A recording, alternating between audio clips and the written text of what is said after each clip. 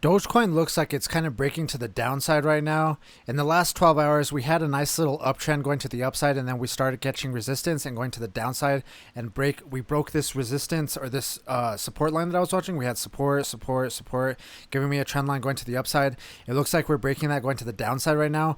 I'm kind of curious how far it's going to go down. Maybe it'll come back down to this previous support sitting at 0.16479, or this previous bottom, should I say. In my last video, I was watching this channel pattern. We broke it going to the downside. I was targeting from the top to the bottom of the channel. Let's go ahead and do that real quick. Something like this. Drag this to the breakout. I was looking at a target of approximately 0.16313. We came down. We didn't quite hit that target. We came down to like 0.16409, but we got pretty close. Right around this previous resistance that we were looking at on the daily time frame. Let's switch to the daily. We had resistance, resistance, resistance. I'd been watching this trend line right here for a while, and we're still above this trend line, which I think is a good sign. So let's go. Let's go ahead and go back to the 1 hour time frame. We're trending down. Let's see if we could stay above this trend line. Let's see if we come down, maybe hit that, and then get a bounce to the upside again. I think if we break this going to the downside, though, maybe we can. Let's switch over to the other chart. I was looking at the Fibonacci retracement levels, and we basically came up to that 38% level sitting at 0.17330, got resistance right there, and then started coming down. So I mean, another potential place that we could look for going to the downside would be 1.560, but we would have to break that trend line that I was talking about, and if we do break that, I don't know how good that is for the price. So what I would rather do is stay above this trend line right here.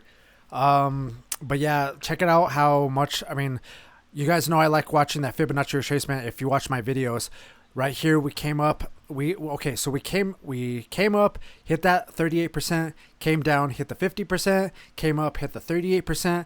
I was kind of thinking it might come back down and hit that 50% again, but we got some support right here, came up, hit the 38, got resistance, and started pushing to the downside again. Let's see what happens. I'm not really doing much right now as far as trading goes, but and I'm getting a little burnt out on trading, honestly, but yeah, I'm just hoping that it kind of goes to the upside and I don't have to worry about trading as much and just kind of let it go up.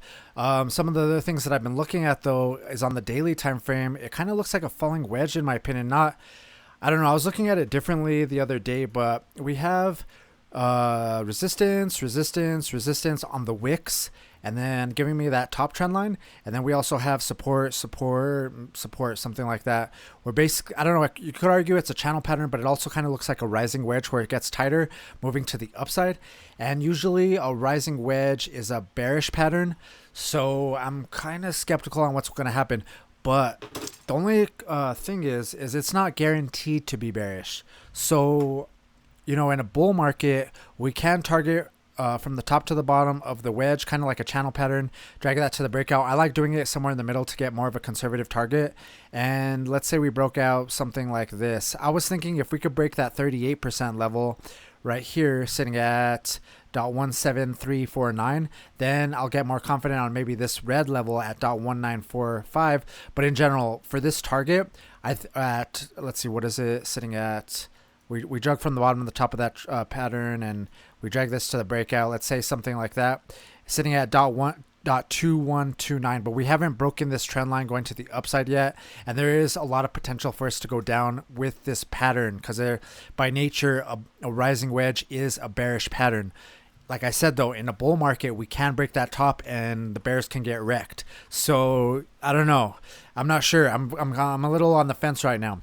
Basically, I'm waiting for a breakout. If we could break this trend line going to the upside, I'm going to get way more confident on this Fibonacci retracement and or this target and these previous resistances. This one's sitting at around 0.202, and I think this one's sitting at around 0.220.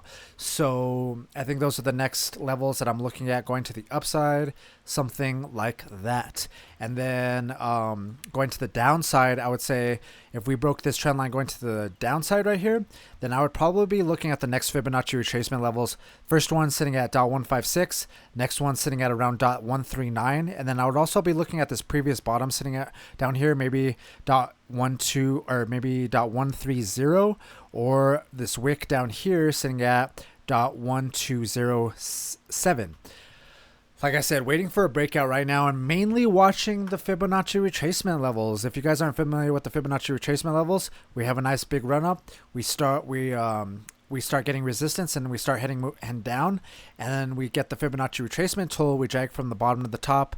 That gives us levels to watch on the way down. Let's go ahead and get rid of that second one.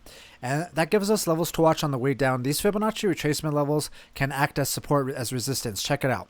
We came down, hit the 38% level, got support, bounced to the upside. Came up to that red level, got resistance, pushed down, went through the 38% level all the way to the 50. Actually, we hit the 61%, but we got support right there, bounced up, and then got resistance again, came down to that 61% again, and then basically, excuse me, if we use these to buy and sell, then, I mean, that's basically what you could use those for. And as you can see over here, we've been bouncing in between them right here. So let's go ahead and take a look. Okay, so we broke through that 50%, got resistance at the 38, then came back down, hit that 50%, came up, got resistance on the 38 again, got resistance going to the downside, and we got support on this trend line that I've been watching on the daily time frame, where we had let's go to the daily time frame, where we had resistance, but if I could find it somewhere over here.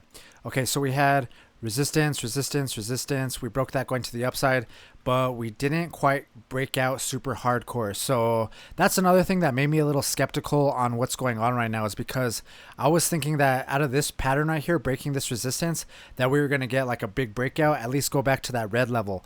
But we didn't. We came down, found resistance at that Fibonacci, came back down, kind of retested this one. We broke through it, but we're still above it right now. I think being above it is a good sign. Let's see if we could stay above this, and I want to push through this top trend line though. That's kind of the main thing that I'm hoping right now. If we go down, it's going to be cheaper Dogecoin, but it would be nice to get on that bull run again. So let's see what happens. I think there's a couple other things I want to talk about though. Some of the other bullish things that we have going on right now is, if we go to the, let's clear off everything, and we're just going to focus on the moving averages right now. We're on the daily time frame, and we broke the daily time frame has been a little weird, as far as, not weird, but just hasn't been a little super reliable as far as the 9 moving average goes. Because check it out, see this blue line right here? We're basically going up, we're on top of it, we're below it, we're on top of it, we're below it. I mean, these are nice, probably nice moves, but usually what I'm looking for is breaking above it and then getting support on it, and then breaking to the downside and then getting resistance. Broke above it, support, and then broke below it, resistance. And then, yeah. So right here, it's like I said, we haven't really been doing that. We've just kind of been breaking through it. The main thing that I've been watching, okay, so here's one thing though. We are above the 9 moving average right now, which I think is bullish. We do want to be above it as opposed to below it. So I think that's a good sign. If we go to the weekly time frame, here's another thing that I've been really watching for a while, or I've been kind of talking about this a little bit.